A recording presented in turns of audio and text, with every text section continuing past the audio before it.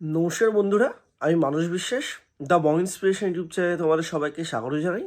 তা তোমরা অনেকেই ডব্লিউবিএসএসসি গ্রুপ সি এবং গ্রুপ ডির যে অ্যাকচুয়াল সিলেবাস কোনটা সেটা নিয়ে একটুখানি বিভ্রান্ত হয়ে আছো।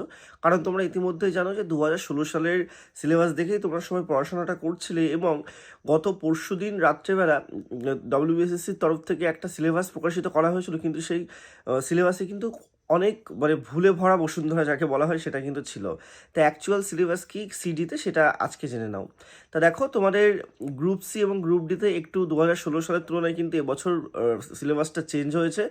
গ্রুপ সির জন্য তোমরা সবাই জানো যে 60 নম্বরের পরীক্ষা হবে, সেখানে 20 নম্বরে তোমাদের জিকে থাকবে, 20 নম্বরে তোমাদের ম্যাথামেটিক্স থাকবে অর্থাৎ অঙ্ক, 10 নম্বরে তোমাদের রিজনিং থাকবে এবং 10 নম্বরে তোমাদের কিন্তু ইংলিশ থাকবে। এটা তোমাদের কিন্তু গ্রুপ সি সিলেবাস। এবং গ্রুপ ডির জন্য তোমাদের 20 নম্বরে থাকবে জিকে বা জেনারেল নলেজ, 10 নম্বরে তোমাদের থাকবে ম্যাথ এবং 10 নম্বরে তোমাদের থাকবে কিন্তু রিজনিং, টোটাল 40 নম্বর। অর্থাৎ তোমাদের কিন্তু যে ম্যাথের দিক থেকে গ্রুপ ডিতে 10 নম্বর তোমাদের কম নাম্বার থাকবে এবং ইংলিশটা থাকবে না। এটাই তোমাদের কিন্তু অ্যাকচুয়াল সিলেবাস।